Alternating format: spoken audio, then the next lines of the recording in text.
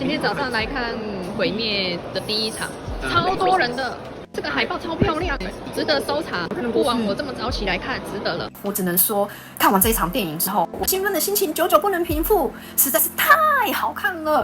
而且剧情中也有一些感人的地方，让我默默的流下眼泪了，好感人哦！真的很值得推荐大家去电影院看 IMAX 版本的，动画非常的精美。我没有想到区区的一个动漫可以制作那么精美，加上音乐，震撼效果。